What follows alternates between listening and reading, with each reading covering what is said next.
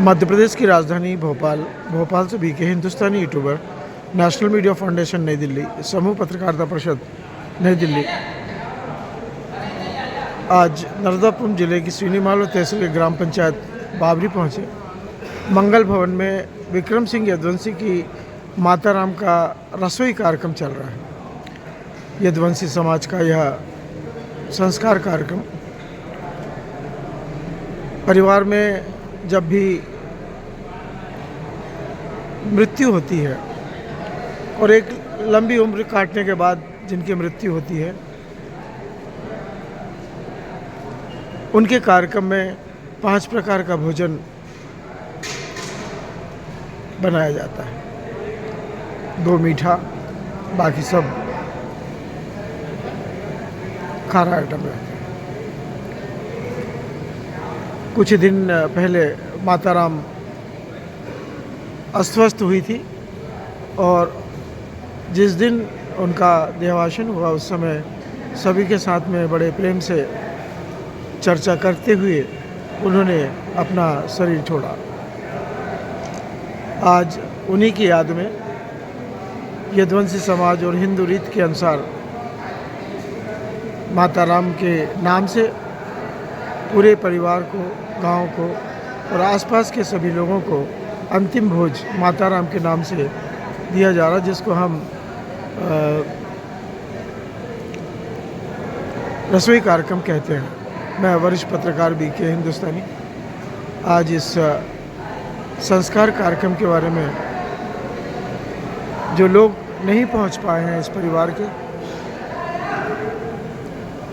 उनको यह हमारे बीके हिंदुस्तानी चैनल के माध्यम से, नेशनल मीडिया फाउंडेशन नई दिल्ली के माध्यम से, भारतीय पत्रकार संघ नई दिल्ली के माध्यम से, समूह पत्रकारिता परिषद नई दिल्ली के माध्यम से एवं श्रमजीवी पत्रकार संघ भोपाल के माध्यम से, हम मालवा श्रमजीवी पत्रकार संघ इंदौर के माध्यम से आप तक भेजने का प्रयास कर रहे हैं। उम्मीद है कि आप हमारे इस संस्कार कार्यक्रम को देखने का प्रयास करेंगे और जो लोग नहीं आ पाए हैं वे इस कार्यक्रम को देखकर संबंधित कार्यक्रम की भूमिका अदा करने वाली माताराम को शुभकामनाएं देंगे एवं उनका आभार करेंगे कि उन्होंने और उनके परिवार ने जाते वक्त उनका अंतिम भोज बड़े संस्कार के रूप में किया। मैं वरिष्ठ पत्रकार बीके हिंदुस्तानी, ग्राम पंचायत बाबरी, मंगल भवन। यह मंगल भवन इसलिए बनाया गया था कि अब धीरे धीरे बंटवारों के बाद में लोगों के यहाँ कोई भी कार्यक्रम करने के लिए जगह की कमी आने लगी।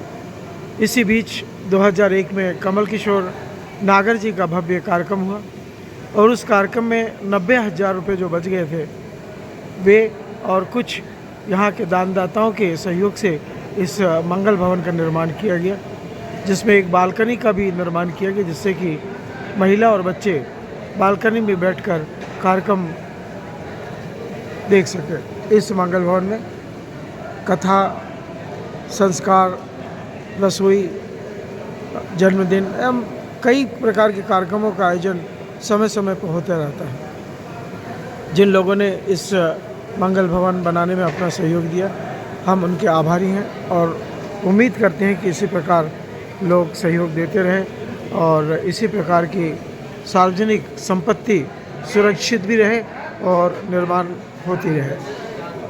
हम कुछ दृश्य बाहर का भी दिखाएंगे। यह सामने में जो निर्माण चल रहा है, बहुत स्वास्थ्य विभाग की बिल्डिंग का निर्माण चल रहा है। इससे पहले जो बिल्डिंग थी वह बिल्डिंग जर्जर स्थिति में थी। ठेकेदार द्वारा उसमें कमज़ोर मटेरियल लगाया था, इसीलिए वह कुछ दिनों बाद गिर गई। उसी स्थान पर अब दूसरी बिल्डिंग का निर्माण का कार्यक्रम फिलहाल निर्माणाधीन है। शासकीय ज़मीन पे जो कब्जे थे उनको भी हटाया गया और पार्किंग की व्यवस्था की गई। साइड में भी लोगों ने अतिक्रमण किया हुआ था, तो उसे हटाकर साइट का निर्माण किया गया, जिससे कि साप्ताहिक बाज़ार और यहाँ पर होने वाले कार्यक्रमों के लिए वाहन व्यवस्था हो सके। चूँकि सामने में ही अब नर्मदा जयंती आ रही है और नर्मदा जयंती के समय वाहनों को खड़ा करने के लिए और आम जनता को स्थान के लिए बड़ी परेशानी जाती थी, इसलिए पंचायत के माध्यम से और राजस्व एक्ट की धाराओं को ध्यान में रखते हुए अतिक्रमण को हटाया गया।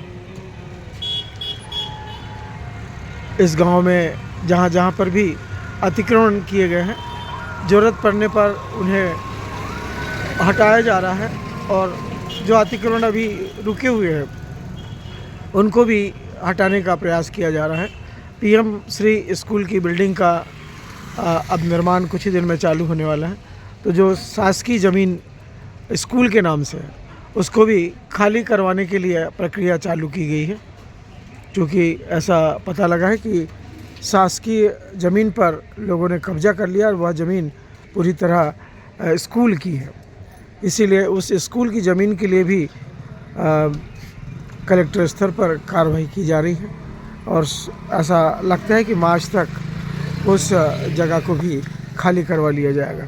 सामने में ही सामुदायिक स्वच्छता अभियान के अंतर्गत दो लैट्रिन, एक स्नानगृह, एक बाथरूम और एक लैट्रिन का भी निर्माण किया गया, पर पानी की व्यवस्था ना होने के कारण उसे चलाने में परेशानी हो रही है।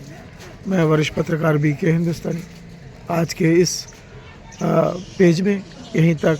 जय हिंद, जय भारत।